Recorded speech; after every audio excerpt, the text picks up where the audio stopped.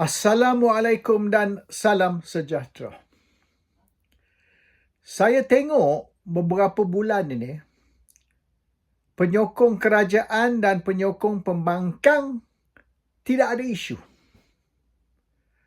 Mereka bergaduh tentang hal remeh-temeh.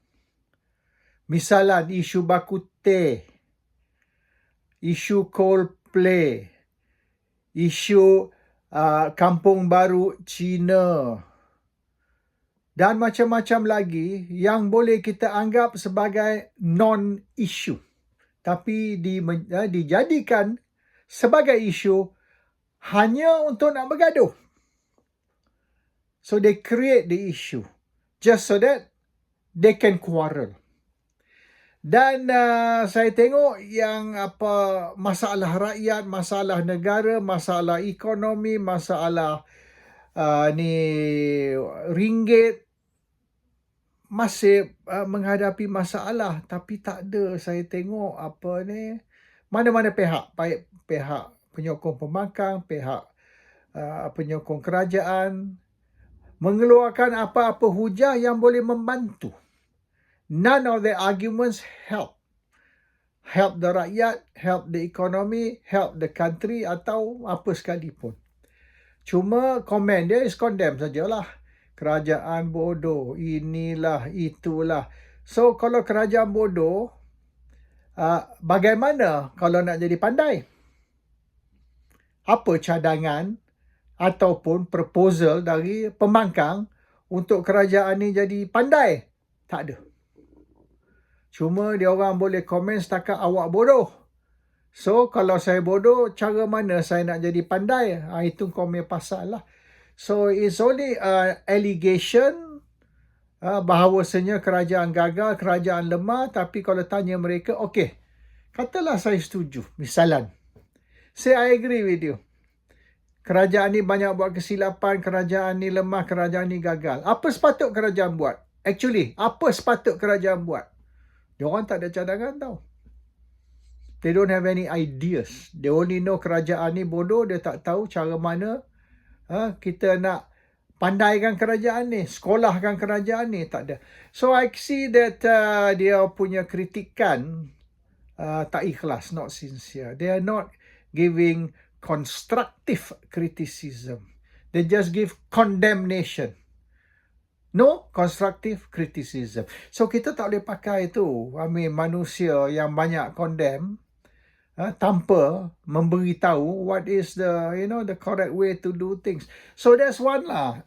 Jadi saya pun dah berapa hari malas nak buat video sebab saya tak mau terlibat dalam isu baik sekolah Cina lah, Kampung Baru Cina lah, baku teh lah, konsert lah, Coldplay lah, LGBT lah, Taylor Swift lah, macam-macam. Bagi saya, kalau saya participate, kalau saya terlibat dalam pembahasan, maknanya saya turunkan level saya. I bring myself down to a very low intellectual level dan saya tak maulah. Saya nak rasa yang saya ni, intelek saya ni tinggi. Saya tak kata tinggi pada orang, tapi kurang-kurang tinggi dari segi possible lah. Tapi kalau saya turunkan level saya kepada level mereka, maka confirm lah my intellectual level is very low. Kalau kita bergaduh dengan lembu, bukankah kita ni lembu juga? So that's issue. Tapi hari ni saya ada nak sentuh lah satu isu yang saya rasa orang Melayu ni keliru. They don't understand. Jadi mereka bergaduh ni tanpa memahami isu. And ialah malulah orang Melayu ni kuat bergaduh sama-sama sendiri. Tapi kalau bergaduh atas isu-isu tertentu, walaupun isu tu remeh-temeh sekalipun, but at least is an issue. Tapi bila bergaduh tentang confusion, iaitu kejahilan orang Melayu ni menyebabkan Melayu bergaduh, malulah. Sebab orang Melayu kata dia orang ni orang yang berilmu, orang yang beriman, orang yang memahami ini dan itu. Tapi bila buka mulut nampak sangat yang Kosong. Otak tak ada. Dalam tu nothing. The issue is this. Isu Kharijis dan isu fitnah. Mereka ni tuduh sama sendirilah penyokong pembangkang, tuduh penyokong kerajaan sebagai Kharijis dan fitnah. Dan sebaliknya, penyokong pembangkang tuduh kerajaan sama. Jadi bila orang ni tuduh orang ni tuduh orang ni, dia orang tuduh benda yang sama to each other. So both side lah, penyokong kerajaan, penyokong pembangkang pun sama-sama tak berapa faham what is Kharijit. The Kharijit and what is fitnah. Fitnah dia macam ni. Kharijit dan fitnah ni is Arabic punya ni lah. Fitnah is an Arabic word. So sebab apa kita guna perkataan Arab bila kita ada perkataan bahasa Melayu? Kita ni bila kita guna bahasa asing, kita macam bahasa Cina, bahasa Inggeris, bahasa Tamil, orang Melayu ni melenting. We have our own national language. Bahasa Melayu adalah bahasa kebangsaan. Gunakan bahasa kebangsaan. Tapi kita guna bahasa Arab. Sebab apa kita guna bahasa Arab?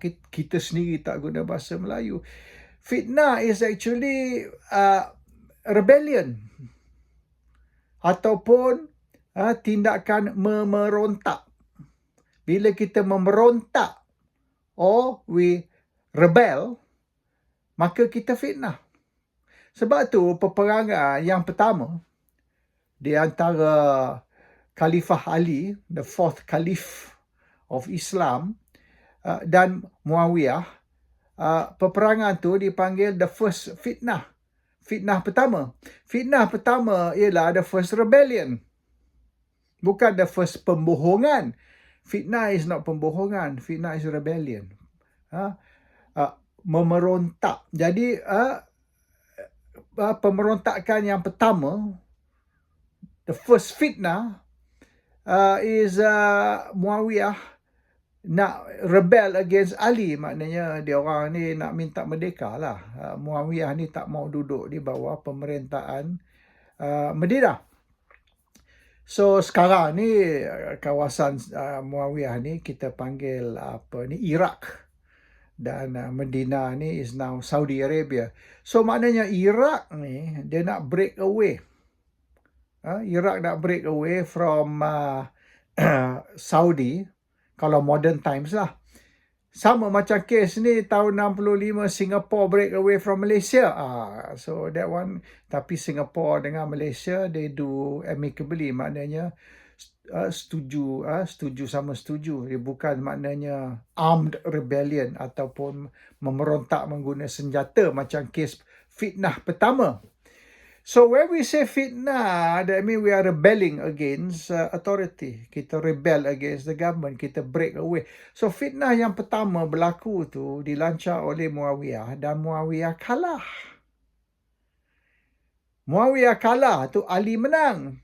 Dan sebab dia, apabila Muawiyah ni, dia dah nampak dah, dia akan kalah peperangan tu ataupun pemberontakan tu, dia akan kalah. Dia orang angkat Quran.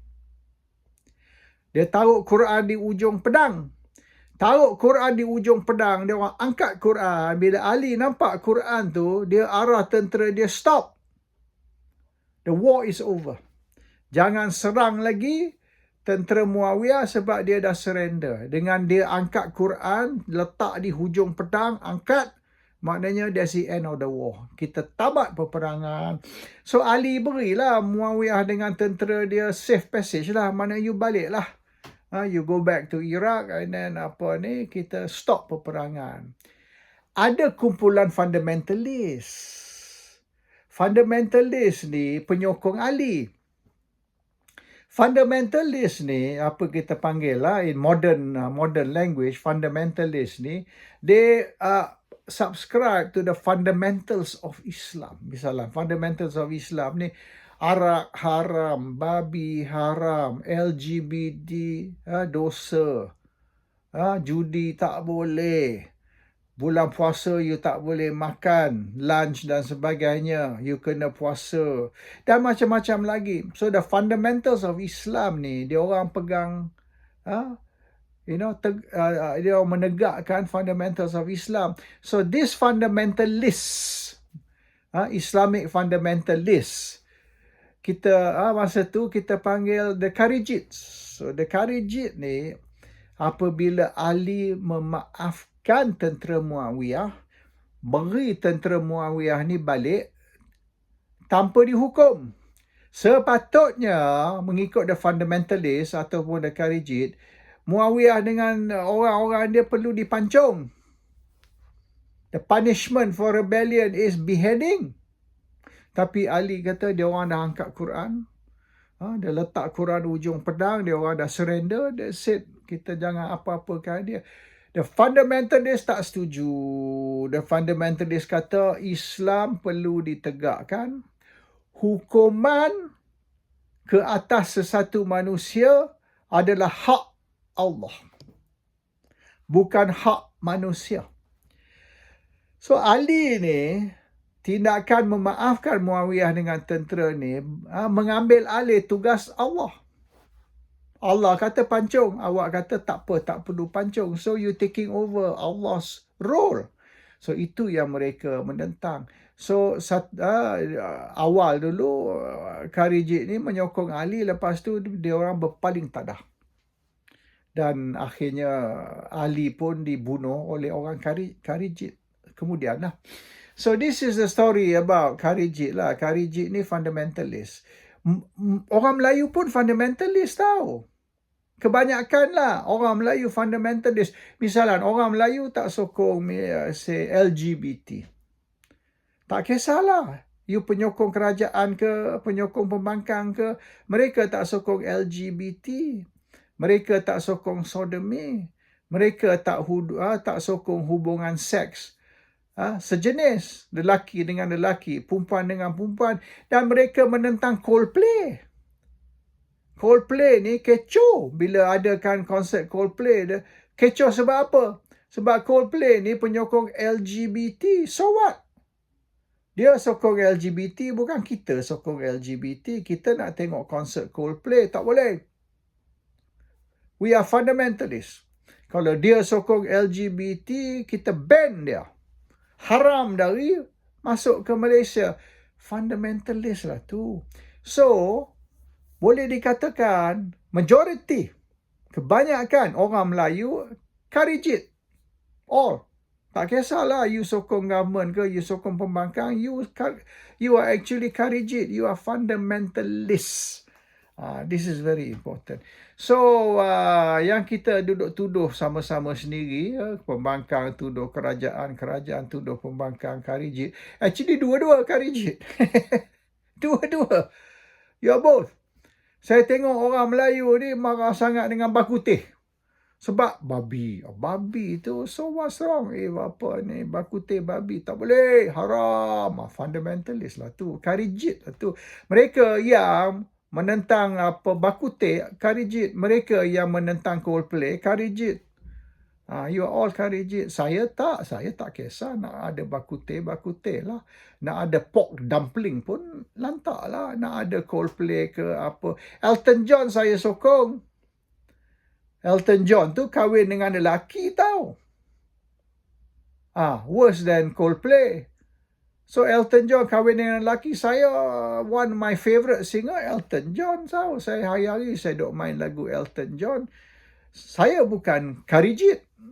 So maknanya we have to understand apa maksud Kharijit, apa maksud fitnah. So istilah dua isu tu orang Melayu tak faham.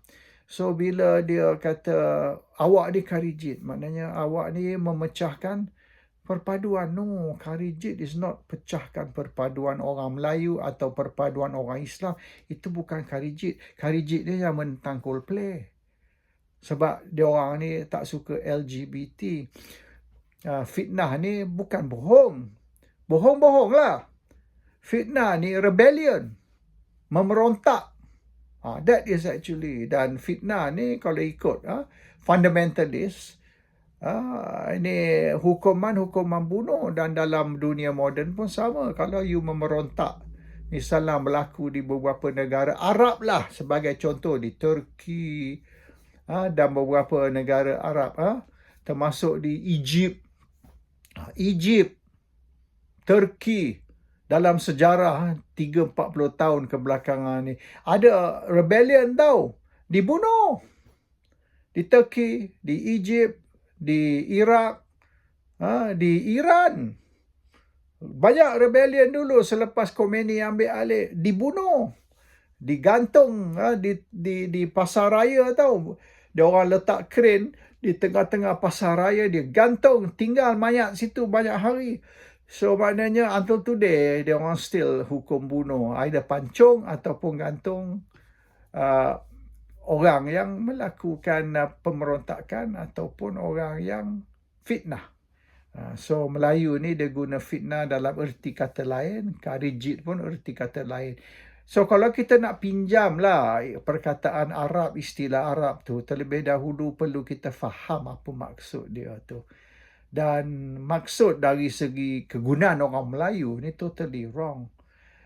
Dan saya tak tengok maknanya yang kalau you bohong ni, you tipu lah, you membuat satu tuduhan palsu ataupun fake news, itu boleh dianggap sebagai rebellion. No.